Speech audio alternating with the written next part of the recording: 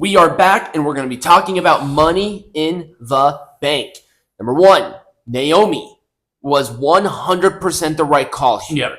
This is with hindsight being 2020. With this stacked roster of women, I'm thinking about who needs it the most to get momentum back. Naomi was the one. Yep. Everybody else here could have eaten the loss or won, and it would have been fine. Right. But Naomi had to win this. Yep. Or else her whole heel turn would have been for naught. So I'm glad they made that decision for Naomi, and it was a very good match. It was. I mean, so with the women's matches, they always seem to be a little more staged than the men's do. This one did not feel that way. I thought this one felt more natural. There were some parts of it where I could say, yeah, that was definitely set up for a specific reason. But I say the same thing about a lot of the women's matches, and I don't know if it's because of the lack of veteran experience in those types of matches, because you got to keep in mind that the women competing in matches like this is a relatively recent phenomena. Right. Or if, maybe they are just a little more sensitive to bumps and stuff, but it did feel a little more staged than the men's did. Okay. Sure. All right. Let's go into the men's. And here's where I'm conflicted, where Seth Rollins did not need to win Money in the Bank at all. It should have. I think it should have been either LA Knight or El Grande Americano. LA Knight was my choice. Yeah. But with Rollins, I get why he won. Yes. He has this faction. They have all this momentum. They've been dominating WWE television. It makes sense in that context. Yes. It really does.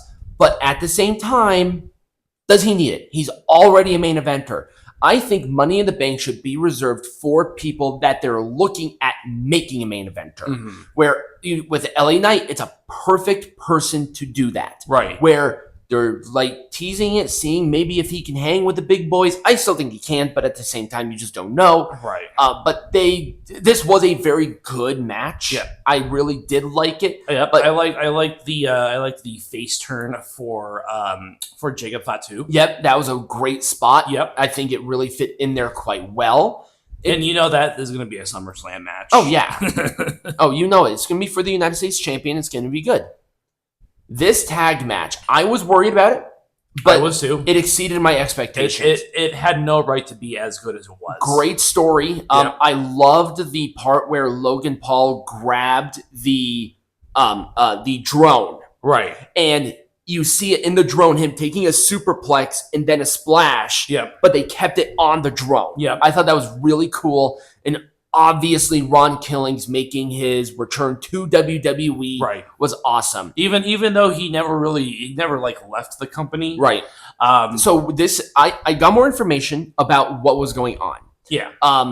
Number one, Triple H was not involved in the contract negotiations. There are other people who do that job. He's already busy enough. It was just a matter of they could not come to a reasonable expectation. Yeah. Where Nick Khan personally negotiated this with Ron Killings, and I think that's why the name changed. I think Ron Killings is going to be more of a serious character outside of R-Truth. Like, he's no longer going to be like that sort of comedy sort of character. Like, he'll still have some of it, but I think that he wanted to be taken a little more seriously. Especially given who he was just facing. Right. He was just facing the undisputed champion. Right. R-Truth can handle himself in the main event scene. Oh, yeah, 100%. And he was a former world champion, for God's sake. And no, he wasn't. Ron Killings, yes. Oh, yeah, TNA, yeah. He was the NWA world champion. That's true. It was only once, I think, but yeah. But yeah, he was the first African American NWA champion. Yeah. It was just done so well, and I'm glad that Nick Khan saw the value in Ron Killings, saying, you know what?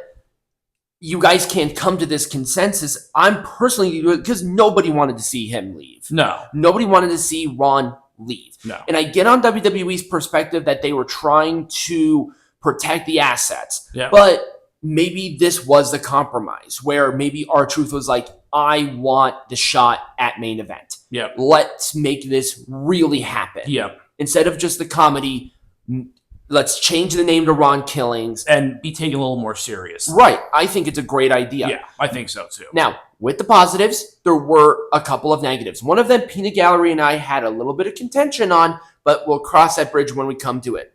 The first one, order of matches. Did the women's match need to be the opener? Right. I actually thought this match was better than the men's.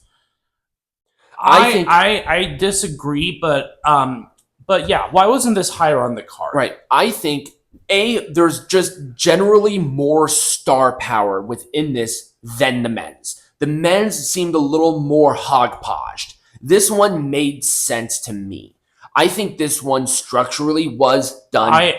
I think the reason that this was the opener was because there were a lot of unproven talents in the match, and they probably had this idea that it's like, okay, well, you have to one up that now. Yeah, but Stephanie Kerr is such a popular star right now. Julia really showcased, and I think everybody wanted to see Naomi win. Everybody knew Rollins was going to win.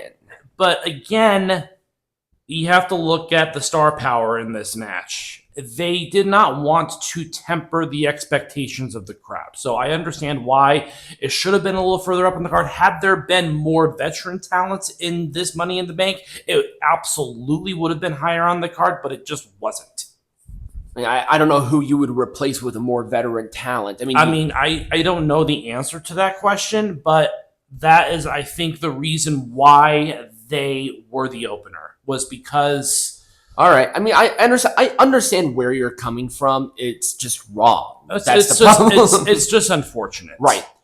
This match, this was such a cold match. This shit drives me crazy, where they just put shit in on premium live events. This is not the place to do that. If you're going to do this on the pre-show. That's fine.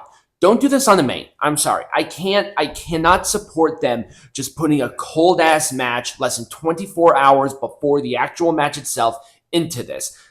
I also would have chosen somebody else than Octagón. I know why they did it. And the reason they did this is because Octagón Jr. is a safe worker. He's a veteran worker. He knew that he needed to showcase Triple A as a brand. Like, this was the opportunity for even more casual viewers to get involved. And this was fine. You think this would have been a better choice than like a Psycho Clown? Yeah, no. Psycho Clown would not. He is literally the ace of the I understand that. However, the character is interesting. Like the character of Psycho Clown itself is just interesting, because so you're saying that because Octagon is more of a traditional luchador, what people think as a luchador, they chose him. Yes, that is exactly the reason, because Psycho Clown, he does not look like a baby face, even though in Mexico he is a massive baby face. He just doesn't look like that in American audiences, because in American audiences, clowns are very much seen as a bad person. And he is psycho. He is Psycho Clown. Exactly.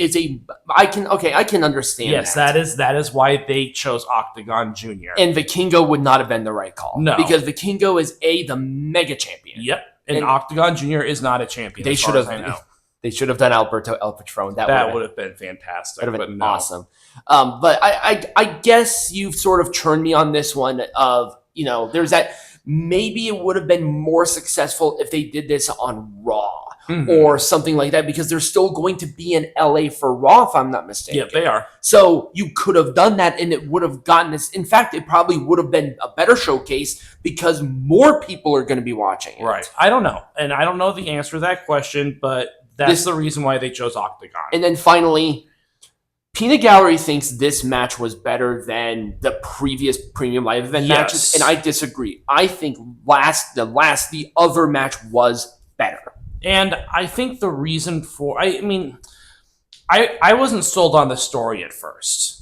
I think this is the one where I became sold on the story. And so I think from a storyline perspective, this was a much better match than the previous one was. Okay. I think Becky Lynch winning the Intercontinental Champion was the right call, both for her and for the champion. Okay. And now we set up Lyra Valkyria as the underdog and increase that star power substantially by becoming frustrated by this menace, essentially. Okay. So from a storyline perspective, this was a better match than the previous one was. Okay. As far as the match itself goes, I think I agree with you a little bit on this. I think that the other match was a little bit better. Right, and that's really where I was going on that. The other one, in a storyline construction, I agree with you. It felt more rushed because like they just won the tag team champions and they lost the tag team champions the next night. What was the point of that?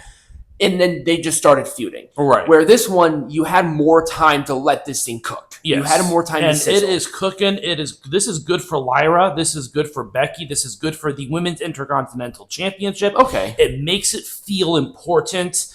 Like, Becky Lynch wants this title. She wants this championship. Okay. And it's like, when you have a veteran who, by the way, don't forget, she won the first ever women's main event at WrestleMania, want this championship? Now it all starts to make sense. Okay. All right. Once again, I understand your perspective. I think it was just a miscommunication between you and I on what consummate as a good match. Well, is it like the match within the ring itself, or is it the story leading into and it? I'm very much leaning into the story. That's why I fucking hate AEWs, because their storylines are terrible. But that has nothing to do with this. The build to this match was just so much better. Okay.